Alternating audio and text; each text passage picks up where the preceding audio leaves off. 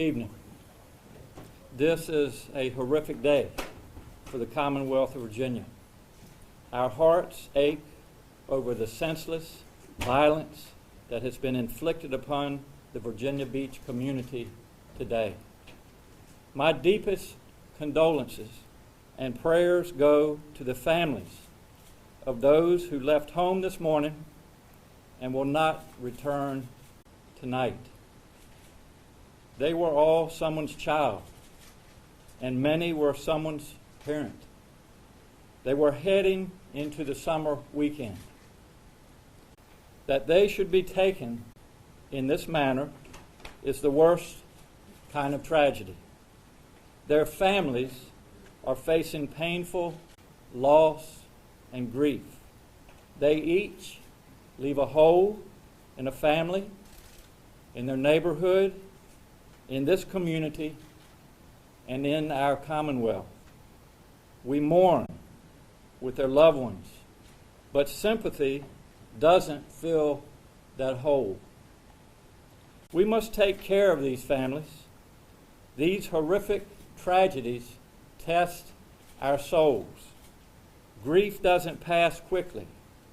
It lasts far beyond these coming days, and these families will need support in the months and years to come. I'm also praying for those who were injured in this tragedy and hoping for their full recovery. Along with the pain of their own injuries, they face the loss of their co-workers and their friends. I want to commend the local and state law enforcement officers, the first responders, the medical teams, and all others who acted swiftly to respond to this situation. Their actions likely saved lives, and they have experienced scenes and injuries no one should ever have to face. My thoughts continue to be with the victims and their families. To them and to the city of Virginia Beach, I offer the full support of the Commonwealth of Virginia. Tonight, we are all about Virginia Beach. I'd now like to turn the podium over to our mayor of Virginia Beach, Mayor Dyer. Yes. Today is Virginia Beach's darkest hour. A senseless crime happened and imposed tremendous grief upon the people of Virginia Beach, the Commonwealth, and this country. When we get through the shock of it all, and we get through the details that we must go through over the next day or two, I believe that our community, Virginia Beach, along with our neighbors in our other cities in Hampton Roads and our Commonwealth and our country, will be there for not only the families, because that's when they're going to need us going forward, but we're going to show that Virginia Beach is a city of resolve and dedication. And, we are going to be there for all the families, the friends, and our community in a big way. And for that, I thank you, and I would like to turn this over to Chief Cervera for an update.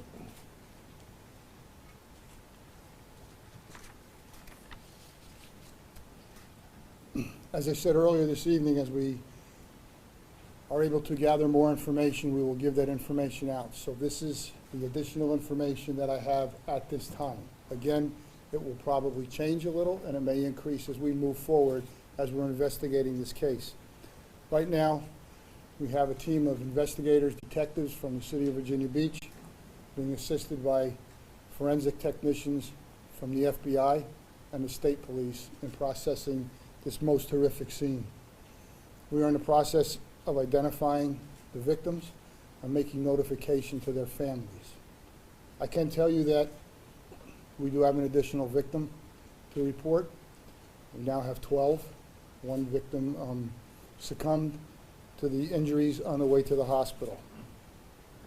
We also have 4 additional victims being treated at area hospitals, and we have reports that others may have self-transported. So as we get more information on that, we will begin to release it.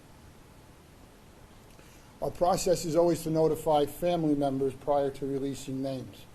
We do know who the suspect is. We have not been successful in notifying certain family members. Once we are able to do that, we will release his name once.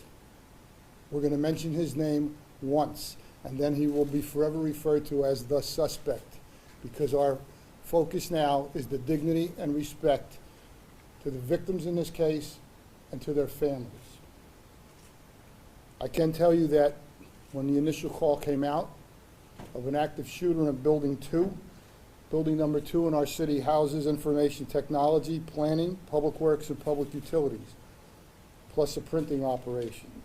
This building has the potential of having over 400 city workers at one time or other in the building. When the original call came out, immediately 4 officers responded. 2 are seasoned veteran supervisors from the Detective Bureau, and we have 2 canine handlers who are assigned to our Special Operations Unit. They immediately made entry into the building. Due to the sound of gunfire, they were able to locate the floor in which the suspect was committing his carnage. They immediately engaged with the suspect, and I can tell you that it was a long gun battle between those 4 officers and that suspect. We've recovered a .45 caliber handgun with multiple extended magazines that were emptied at the time. The suspect was reloading extended magazines in that handgun, firing at victims throughout the building and at our officers. I want you to know that during this gun battle, basically the officers stopped this individual from committing more carnage in that building. When the suspect went down due to his injuries, our officers then immediately rendered first aid as they were removing him from the building to the waiting EMS personnel. And I need to say that a second time. Even though he was involved in a long-term moving gun battle with these officers, when he went down, they did what cops do, and they rendered first aid to this individual. He succumbed to his wounds. We have found victims on all 3 floors of the building, as well as one victim who was outside in a vehicle. Right now, as many as 90 people have sought support from the Family Assistance Center. And again, we are in the process. Our goal now is to identify everyone in that building as quick as we can so we can make the proper notifications to the families of those victims. Do we have any questions?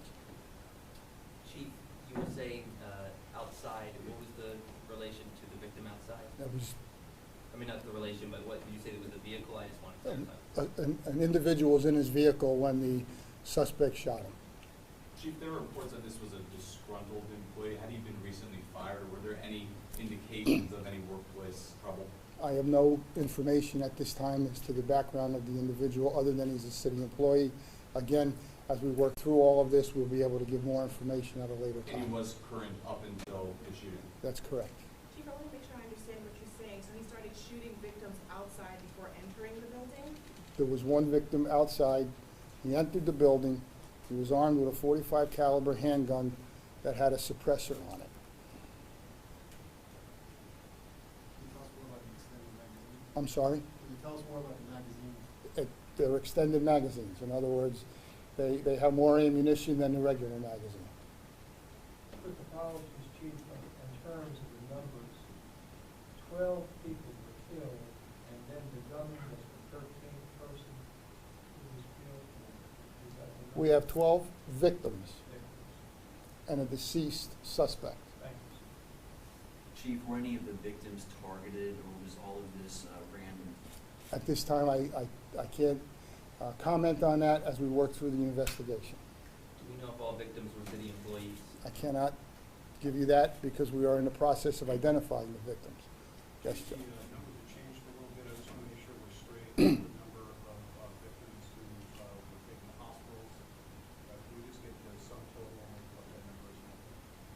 Well, I originally reported we had 11 Yes, sir. victims.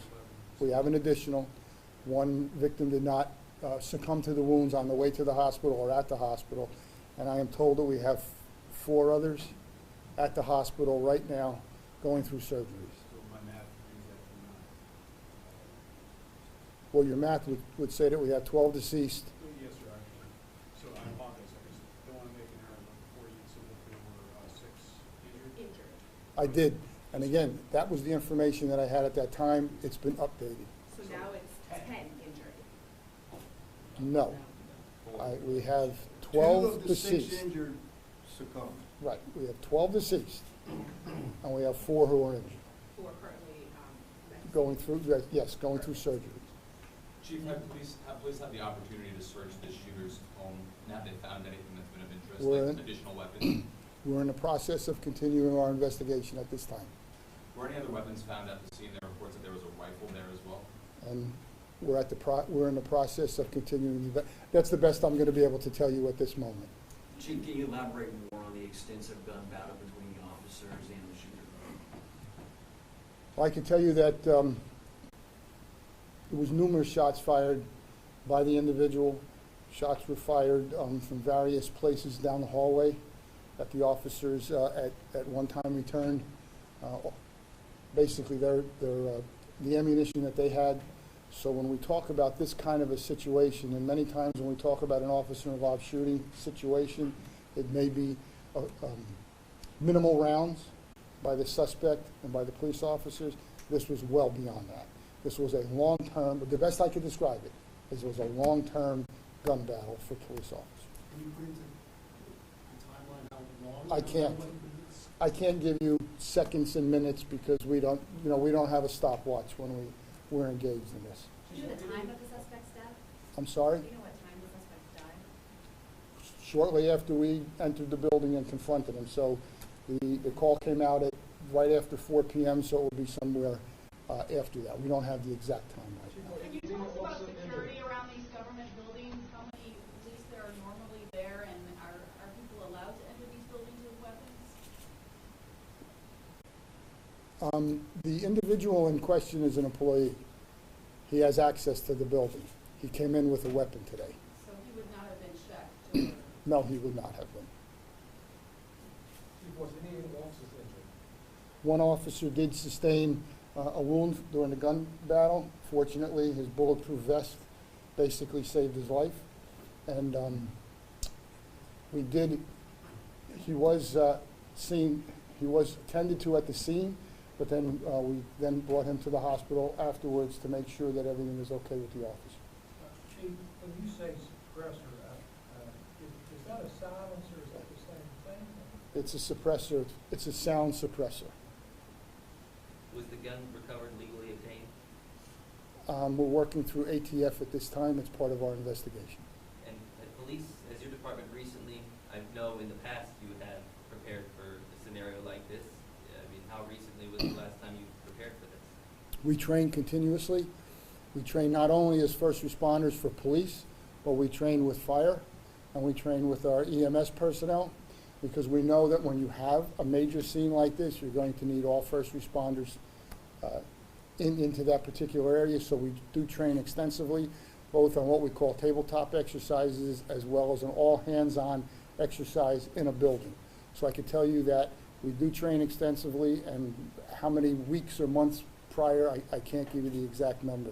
But our officers and our EMS personnel and our fire personnel are highly qualified, unfortunately, in a situation of an active shooter case.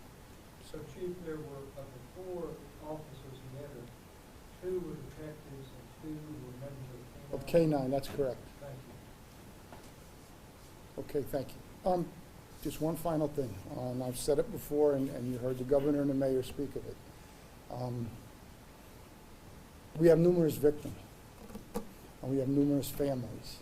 Let's make sure that we keep their dignity and their respect as the #1 piece of news that we're going to give out, and I know that our local media always abides by, because their lives are changed forever.